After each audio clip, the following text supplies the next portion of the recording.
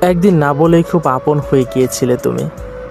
কোনো বিশেষ দিন ছিল না, কোনো গোলাপ কিংবা প্রস্তাবের আয়োজনও ছিল না, তবুও অজান্তে হৃদয়ে তোমার জন্য জায়গা তৈরি হয়েছিল।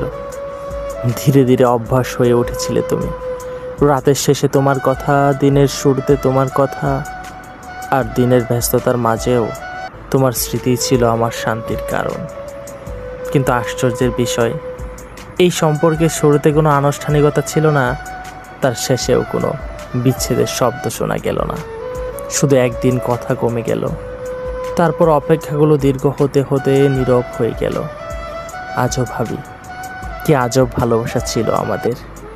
কেউ কাউকে বিদায় জানালো না, তবুও দুজনের মাঝখানে দূরত্বের দেয়াল দাঁড়িয়ে গেল।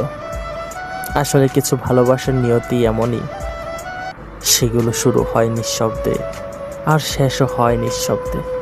শুধু স্মৃতিগুলো রয়ে যায়, যাতে মাঝরাতে বসে কেউ একটা দীর্ঘশ্বাস ফেলে বলবে সব শেষ হয়ে গিয়েছিল।